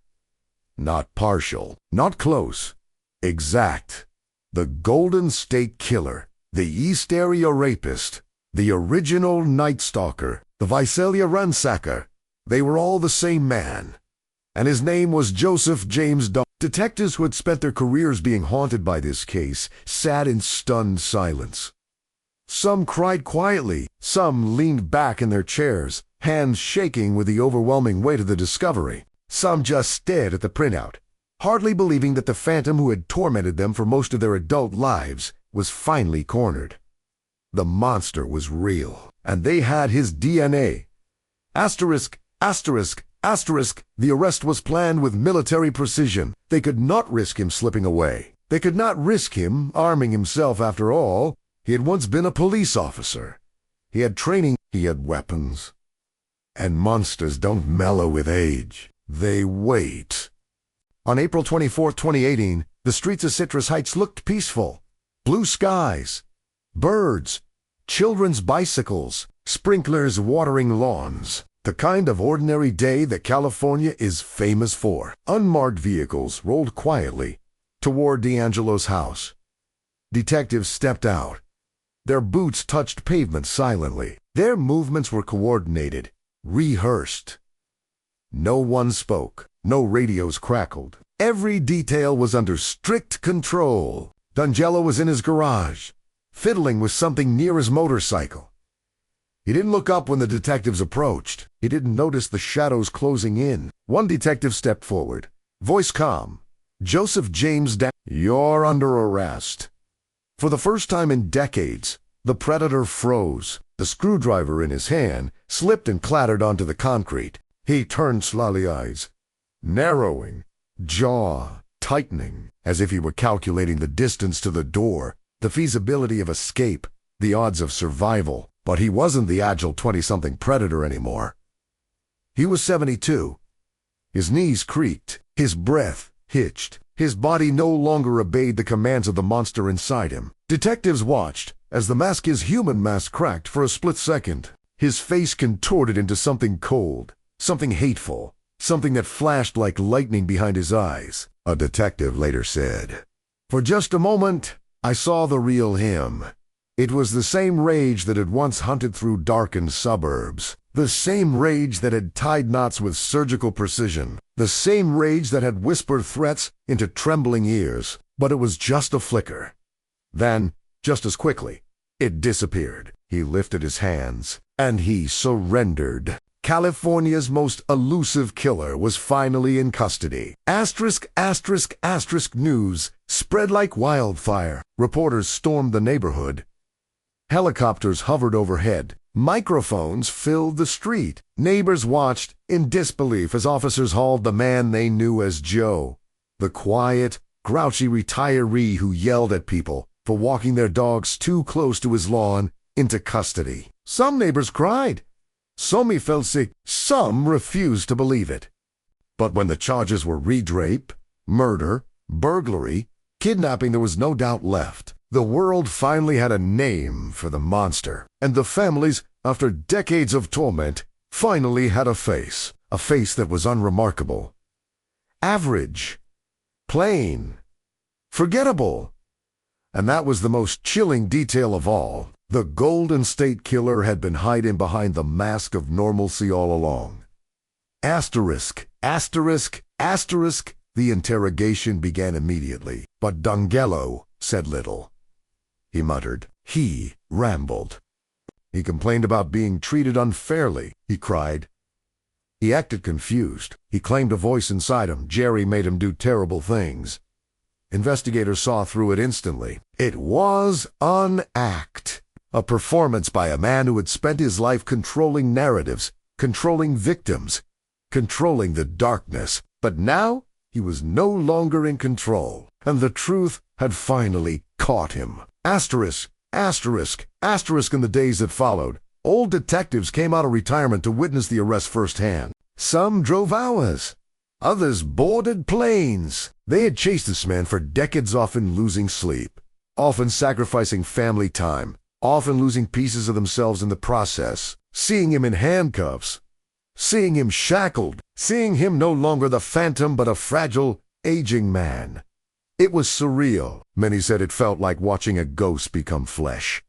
Some felt relief. Some felt fury. Some felt nothing at all, says exhaustion. But for the families, the moment was seismic. Parents who had grown old without justice finally saw the man who stole their children. Survivors who had lived in fear for decades finally saw the face behind the whisper. Communities that had been living with the memory of terror finally exhaled. California had waited more than 40 years for this day, and Justice Lowe, fractured Delot, had finally arrived. Asterisk, asterisk, asterisk. But even as D'Angelo sat in an interrogation room, even as he awaited trial, even as detectives pored over mountains of evidence one last time, one question lingered. How many more crimes had he committed? How many cases remained unlinked? How many families, unaware of the truth, carried the wounds of his violence? Because monsters do not stop simply because history loses track of them. Monsters stop when they choose to, or when they are caught. Joseph James D'Angelo had chosen silence. He had chosen disappearance. He had chosen normalcy as camouflage. But the mask had finally been torn off, and for the first time since the 1970s, California could breathe without looking over its shoulder. The hunt was over. The monster was in chains. But the reckoning was only beginning. Oitu. Oitu. The echoes of justice, when the courtroom faced the monster, the day Joseph James D'Angelo entered the courtroom for the first time. The atmosphere felt less like a legal proceeding and more like the unraveling of a decades-long haunting. Victims, detectives, journalists, family members, and ordinary Californians filled every corner of the room. Chairs were taken early. People stood in the back, spilling into hallways. Some held tissues, some clutched folders of documents, some simply stared ahead, waiting for the moment they had prayed for but never truly believed would come. He entered through a side door, a frail, withered old man in an orange jumpsuit, sitting in a wheelchair, silent, expressionless, looking nothing like the athletic, agile predator who once vaulted fences, chased victims across backyards, and vanished into the night like a trained phantom. His hair had thinned 2 wisps of white. His frame had collapsed inward. His movements were slow, almost theatrical in their weakness. And that was exactly the problem. Detectives who had spent decades analyzing him exchanged knowing glances. They had seen the footage of him in jail. They had watched him climb on furniture when he thought no one was watching strong. Coordinated, fully mobile. They had observed him bend, crouch, shuffle items, and move with intentional precision. The wheelchair was a costume, a shield, another mask. One last attempt to gain control. One last performance from a man who had spent his life manipulating perception. But the courtroom saw through it. The victims saw through it. California saw through it. Asterisk, asterisk, asterisk. For the first time, the Golden State Killer sat openly before the world he once tempted. The man who slipped through windows and whispered in the dark now sat under fluorescent lights, unable to hide, unable to run, unable to silence the voices rising against him. What happened next was unprecedented. Instead of a lengthy trial, prosecutors from multiple counties, Santa Barbara Ventura, Orange, Contra, Costa, and others joined forces to create a single historic plea agreement. Their goal was not leniency. Their goal was speed, certainty, and closure. The victims were aging. Some were sick. Some had already passed away. They deserved to speak now, while they still could. They deserved to see him admit what he had done. They deserved to see him stripped of his power once and for all. And so prosecutors crafted a plan. In exchange for removing the death penalty from the table, D'Angelo would plead guilty to every murder, every kidnapping, every sexual assault they could lawfully attach to him. He would acknowledge crimes whose statutes had expired. He would listen to every victim, and he would die behind bars, alone, forgotten, a relic of the terror he once wielded. Asterisk, asterisk, asterisk. On June 29, 2020, the official plea hearing began. The judge's voice echoed through the courtroom as she asked, "How do you plead?" D'Angelo lifted his head. His voice came out cracked, tiny, ghostly. "Guilty." The word hung in the air. A single word. A simple word. A word survivors had been waiting to hear since the late 1970s. He repeated it again and again. Guilty. Guilty. Guilty. Each syllable was like a stone dropping into a silent lake, sending ripples across 4 decades of pain. Sisters cried. Sons clenched their fists. Husbands put their arms around trembling shoulders. Detectives blinked back tears. For the first time, the predator's voice was powerless. He was not whispering threats. He was not growling commands. He was not muttering in the dark. He was confessing. He was bowing to the truth. Asterisk, asterisk, asterisk. The judge then allowed survivors to speak. What followed was one of the most emotional sequences in American criminal history. Parade of bravery from men and women who had survived what no human should endure. They walked to the microphone one by one. Their voices did not shake. Their words were sharp, clear, unwavering. Some survivors told him exactly what he had done to them. Some described their lives afterward, the nightmares, the trust issues, the marriages destroyed, the decades of fear. Some turned rage into poetry, reading statements that felt like written scars. One woman said, "You were a coward in 1976. You're still a coward now." Another said, "You took my youth, but you will never take my strength." Several refused to even look at him. Others stared him down with the force of years of survival, reclaiming the power he once stole. One survivor, now in her 60s, stepped to the podium. She paused for a long moment before speaking. her voice trembling not with fear, but with fire. "You thought you broke me, but you only broke yourself, and now the world finally sees it." A murmur of agreement rippled through the courtroom. She continued, "For decades, you tried to be a shadow. Today, we drag you into the light." There was a long silence after she stepped away. Even the judge seemed unable to speak for several seconds. Asterisk, asterisk, asterisk. Then something unexpected happened. A man stood up, not a survivor, not an investigator, but a victim's brother. His words cut through the air like a blade.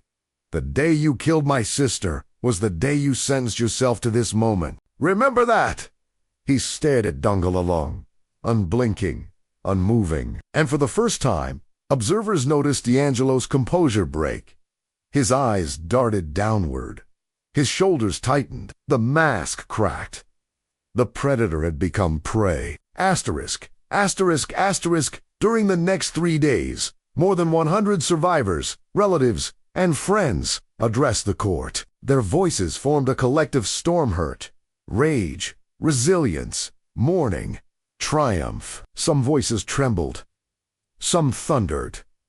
Some whispered, some he shouted. But all carried the same message. You didn't win?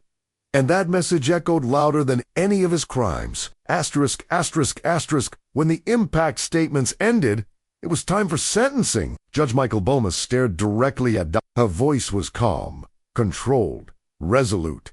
"Mr. Dongalo, you shall spend the remainder of your natural life in state prison. This court sentences you to multiple life sentences, without the possibility of parole." There was no applause, no celebration, no cathartic cheers, only a long, deep exhale spreading through the room. Relief, exhaustion, vindication. Dongalo didn't move. He didn't cry. He didn't plead. He didn't speak, but something in his expression shifted. It wasn't regret.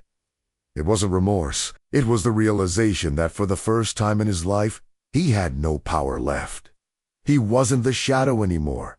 He wasn't the whisper. He wasn't the ghost behind the window. He was a prisoner, an old man in shackles, a monster stripped of his mythology. Asterisk, asterisk, asterisk. After sentencing, as deputies prepared to escort him away, something eerie happened. A faint voice. His voice escaped his mask of silence. "I'm sorry." Quiet, barely audible, pathetic.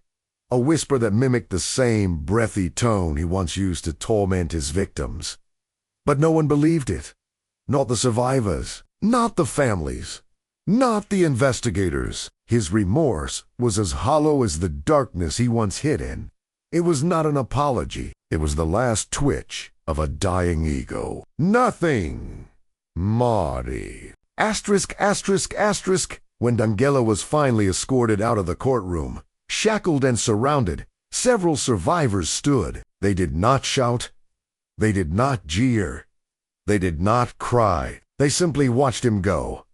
Silent, unbroken, victorious. As he disappeared behind the doors, one survivor whispered to another, "That's the last time he'll ever see the sky." Outside, the sun was blinding. Birds circled lazily overhead. Reporters swarmed the steps. But inside the courthouse, in the hearts of those who had waited 40 years for this moment, there was something quieter. Peace. Slow, fragile, emerging peace. Asterisk, asterisk, asterisk. 2 weeks after the sentencing, a mural appeared in Sacramento, a memorial to the victims, a tribute to the survivors, a symbol of a state refusing to let fear define its history. It depicted a window, once a portal of terror now, filled with sunlight. Underneath it, a line from a survivor's statement. "We are not your victims. We are your survivors." Asterisk, asterisk, asterisk. Justice had taken more than 40 years. It was delayed. It was fractured. It was imperfect, but it arrived. And in the end, the man who once believed he was untouchable learned that the shadows he relied on could not protect him forever. His legacy was no longer the fear he created. His legacy was the strength of those who stood against him. And as he disappeared into a prison cell where he would spend the rest of his life slowly fading into oblivion, California finally closed the chapter on one of its darkest nightmares.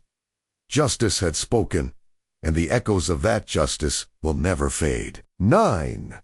The aftermath: how a decades-long nightmare rewrote history and forever changed modern crime. When the cell door clanged shut behind Joseph James D'Angelo, it signaled more than the end of a case. It signaled the end of an era of fear, the closing of a chapter that had spanned generations. For the first time since the mid-1970s, California could breathe without the shadow of a faceless predator lingering behind every locked door, every creaking floorboard, every rustle in the night. But after the relief came something deeper: reflection. Because the Golden State Killer case wasn't just a crime story, it was a story about a story about human darkness, a story about resilience, a story about science advancing faster than evil. It became a case study that transformed how America understood crime, trauma, forensic science, and the fragile architecture of safety people once took for granted. And its impact continues to resonate far beyond the courtroom. Asterisk.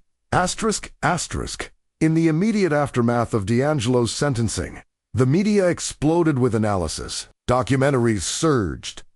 Investigations reopened. Survivors who had remained silent for 40 years finally spoke. Families began piecing together narratives that had been fractured by grief. But the most profound shift did not happen in newspapers or television specials. It happened inside people. Inside the survivors who confronted him. Inside communities that had once been terrorized. Inside law enforcement agencies across the world. Inside forensic labs that realized the future had finally arrived. The Golden State Killer case became a historical pivot, a turning point that redefined what justice meant in the modern era. Asterisk, asterisk, asterisk. The victims were the first testament to that transformation. For decades, many had lived with a private belief that justice would never find them, that their cases would remain footnotes in outdated files, overshadowed by newer crimes, that they would die without answers. But when D'Angelo was finally arrested, many survivors described an emotional shift, a weight lifted, a pressure released, a ghost finally named. One woman described waking up the next morning, able to breathe more deeply than she had in 40 years. Another said she slept through the night for the first time since she was a teenager. Some felt anger. Some felt closure. Some felt ambivalence. But all felt something change. Because trauma, by its nature, grows in silence. And for the first time, the silence shattered. Asterisk, asterisk, asterisk communities that had once been paralyzed by fear experienced a similar awakening. In Sacramento, Henshu, Cordova Carmichael, Citrus Heights, Ventura Hurvine, Galita, and all the neighborhoods once haunted by the predator's shadow, there was a sense of collective exhale, a recognition that the monster had not been a myth. He had been among them. He had used the same roads, the same stores, the same parks. He had passed by their houses with predatory intent. That knowledge was disturbing. But the resolution of the case made something else clear. Communities survive.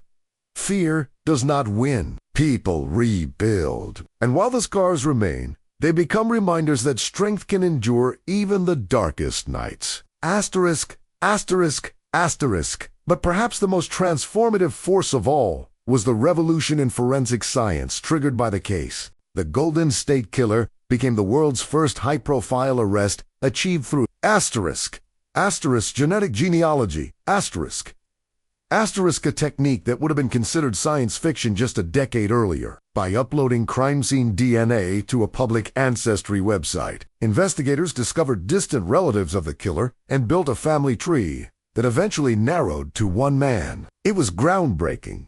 It was controversial.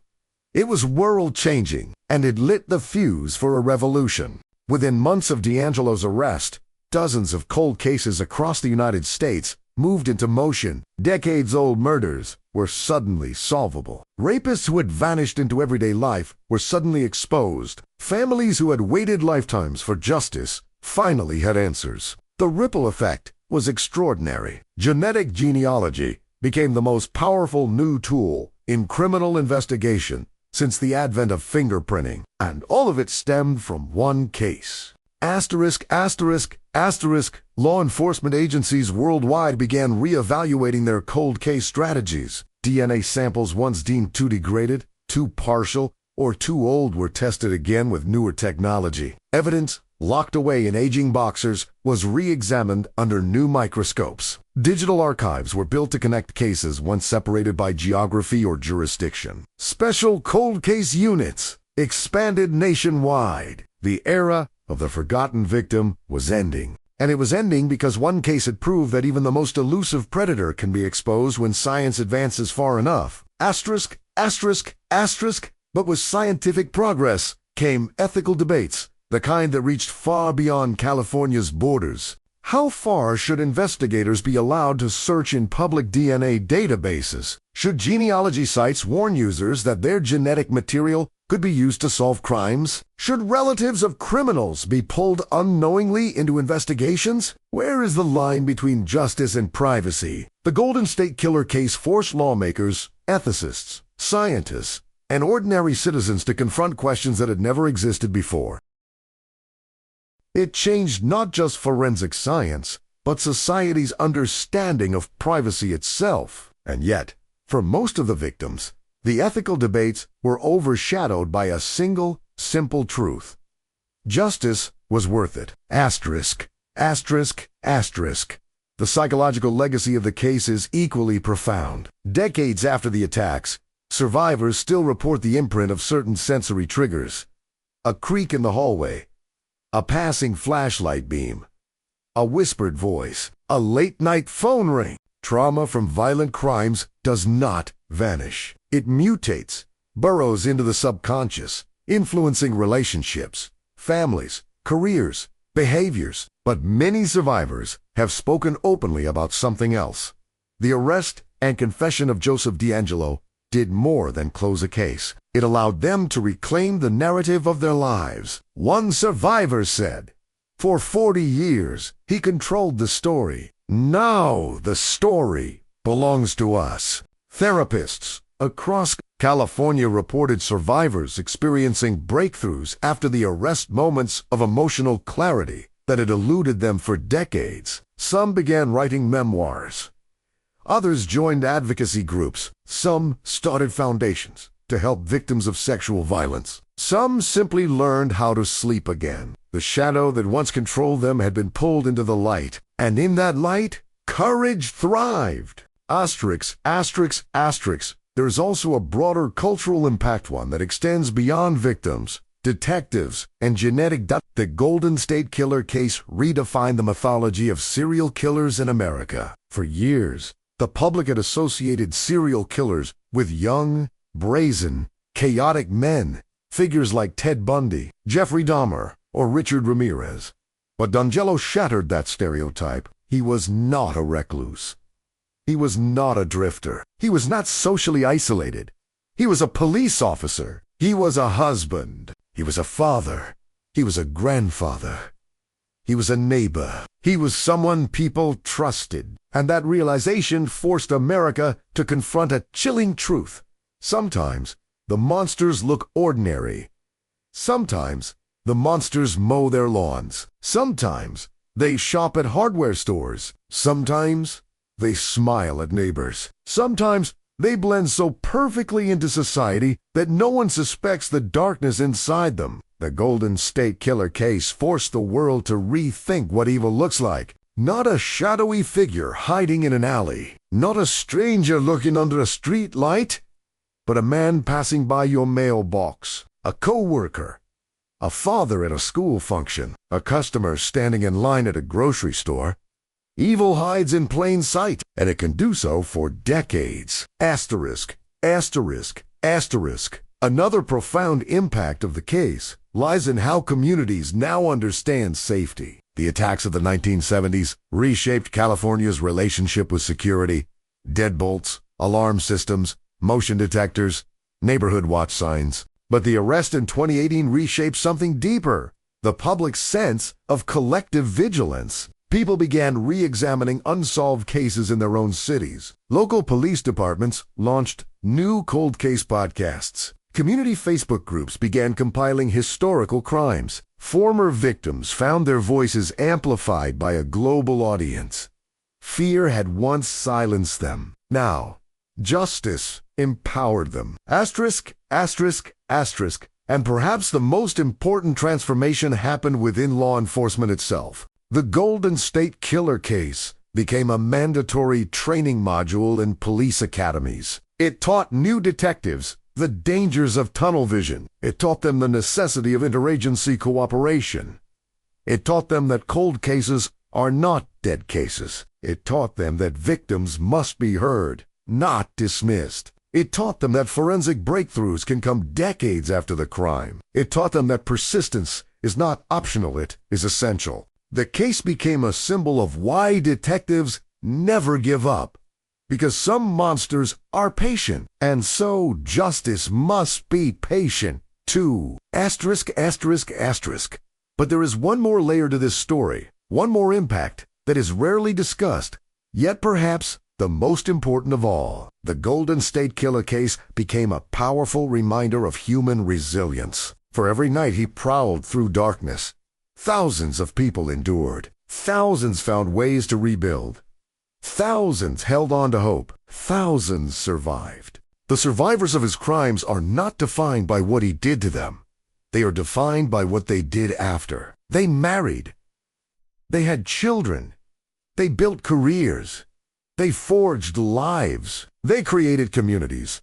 They shaped history in ways he never could. And in the end, their voices were louder than his whispers. Their strength was greater than his violence. Their bravery outlasted his cruelty. They won. Asterisk, asterisk, asterisk. When future generations study the Golden State Killer case, they will see more than a timeline of horror. They will see a map of human evolution, scientific, psychological, cultural, and emotional. They will see how a predator forced a state to evolve, how science transformed mourning into justice, how persistence defeated anonymity, how truth crushed the myth of the perfect criminal, how survivors reclaimed the narrative he tried to own. And they will see that even the longest nights eventually break into dawn. Asterisk, asterisk, asterisk. In the end, the Golden State Killer's legacy is not his crimes. His legacy is the resilience he could not destroy. His legacy is the justice that found him after 40 years. His legacy is the scientific revolution that now solves crimes he believed were unsolvable. His legacy is the survivors who stood in a courtroom, looked him in the eyes, and refused to bow to fear. His legacy is the affirmation that no monster is truly invisible, no case is truly unsolvable, no victim is ever forgotten, and no matter how deep the darkness, truth will always fight its way to the surface. Always. 10. The Final Reckoning. A legacy of darkness, a future built on light in the quiet hours of dawn. Long after the courtroom lights dimmed, long after the reporters packed their cameras, long after the last survivor stepped away from the microphone, a strange stillness settled over California. It was a stillness born not from fear, but from resolution. Not from darkness, but from a fragile, emerging light. The Golden State Killer's reign had ended. But the real story, was far from over. Because stories like this do not end with a prison sentence. They do not end with a confession. They do not end with shackles clinking behind a closing steel door. Stories like this end with something much harder to define: the reclamation of humanity. Asterisk, asterisk, asterisk. Late at night, inside countless California homes, survivors sat quietly with their thoughts. For some, the silence felt lighter than usual. For others, it felt unfamiliar, even unsettling. They had lived for so long with unresolved terror that closure itself became a strange new world. Some describe the feeling as breathing after being underwater for decades. Others compared it to waking up from a nightmare and realizing it could never return. Others still felt nothing at all, and that was okay too. Justice does not come in a single shape. It can feel triumphant.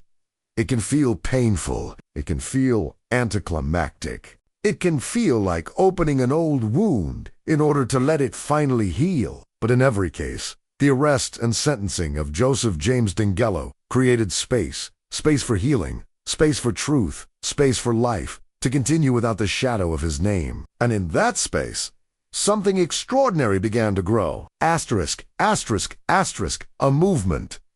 A shift in awareness, a recognition of the silent suffering carried by tens of thousands of survivors of violent crimes across the world. A reminder that trauma is not an isolated event. It is a ripple that touches families, communities, generations. But survivors, watching this case unfold, found strength in one another. They found voices they had buried decades earlier. They found support, connection, and clarity. For many, seeing D'Angelo in handcuffs did not erase what he had done. Trauma does not vanish like that, but it proved something powerful. They had survived the worst night of their lives. He had not destroyed them. He had not silenced them. He had not determined their fate. He had only shaped the opening chapters. The rest of the story belonged to them. Asterisk, asterisk, asterisk, in police departments across America. Detectives revisited cold case files that had been gathering dust for decades. They pulled out boxers labeled unsolved, boxers they once believed hopeless. They opened folders filled with photographs, witness statements, and evidence bags yellowed with time. And then they reopened the cases. Why? Because the Golden State Killer investigation proved that time is not the enemy of justice. Stagnation is. For the first time, detectives saw cold cases not as dead ends but as stories waiting for breakthroughs. They understood that technology might one day unlock the truth in evidence they had nearly given up on. The ripple effect was immediate and profound. Cold case units expanded. Funding increased. New national databases were built. Genealogical detectives were trained. Within just a few years, hundreds of cold cases, some older than D'Angelo's earliest crimes, were solved. Victims' families who had waited 30, 40, even 50 years finally learned the identities of the people who stole their loved ones. Mothers died knowing the truth. Sons grew old with answers. Communities that once whispered with fear now spoke with closure. And all of it, every solved case, every confession, every piece of truth sprang from a breakthrough that began with a single discarded tissue in a trash bin outside a suburban home. Science caught up evil. And this time, science won. Asterisk, asterisk, asterisk. One of the most powerful transformations happened in the public itself. Before this case cracked open, the average person thought of serial killers as mythical figures-like creatures from a nightmare. But the Golden State Killer shattered that illusion. He was not a monster hiding in the shadows. He was a man hiding in plain sight. He walked his dog. He washed his car. He bought groceries. He lived in a quiet neighborhood. He raised a family. And when America looked at him, an elderly grandfather in a courtroom, it was forced to confront an uncomfortable truth. Evil wears ordinary faces. But here is the deeper truth. The case revealed. So does courage. Courage looked like the victims who survived. Courage looked like detectives who refused to quit. Courage looked like forensic scientists who refused to accept limitations. Courage looked like communities who rebuilt their lives. Courage looked like a state that refused to forget its own history. For every step D'Angelo took in darkness, thousands of steps were taken in light. And in the end, the light won. Asterisk, asterisk, asterisk. In the years following the sentencing, documentaries, books, podcasts, support groups, and survivor communities formed around this case, not to glorify the killer, but to illuminate the truth. The story became a lesson.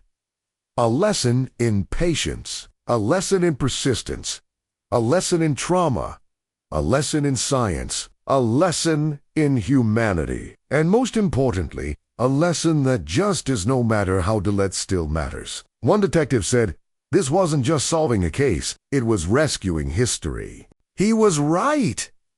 D'Angelo thrived for decades because people assumed the case was too old, too complicated, too fractured to solve. But when investigators refused to abandon the pursuit, history cracked open and revealed the truth hiding inside. That truth will inspire cold case detectives for generations. Asterisk, asterisk, asterisk. And now, as we stand at the end of this story, there is one final perspective to consider. The perspective of legacy. Not D'Angelo's legacy, because he does not get one. His memory will rot in the footnotes of criminal history, overshadowed by the strength of those who stood against him. The real legacy belongs to the survivors, to the men and women who were attacked in their youth yet lived full lives anyway, to the families who rebuilt after unimaginable loss, to the detectives who carried this case like a cross on their backs, to the forensic scientists who shattered the boundaries of what was thought possible, to the communities who refused to let fear define them. Their legacy is one of endurance, one of courage, one of defiance, one of hope. And hope, in this story, is the final victory. Asterisk, asterisk, asterisk, because in the end, this case is no longer about the man who terrorized California. It is about the people who stood up to him, the people who survived him, the people who caught him, the people who spoke his name in a courtroom he could not escape. It is about ordinary people who became extraordinary through resilience. It is about a state that refused to let darkness swallow its history. It is about a promise fulfilled, a promise that justice, no matter how long it takes, is worth pursuing. Asterisk, asterisk, asterisk. Decades from now, when future generations study the Golden State Killer case, they will not focus on his crimes. They will focus on the revolution it sparked. They will focus on the strength it revealed, the courage it unearthed, the science it propelled, the justice it delivered. And they will ask themselves, how many cold cases were solved because investigators refused to give up? How many families found closure because science evolved? How many survivors found their voices because others spoke first? How many monsters were caught because one monster finally fell? This case is more than a story. It is a blueprint for justice, a roadmap born from tragedy, refined by science, and strengthened by human resilience. Asterisk, asterisk, asterisk. And so we close this chapter, not with fear, not with sorrow, but with resolution. Because in the end, the Golden State Killer did not write the final page of this story. California did. The survivors did. Justice did. And the world will never forget what happened when the shadows were finally confronted and defeated. The night ended, the dawn came, and the truth prevailed.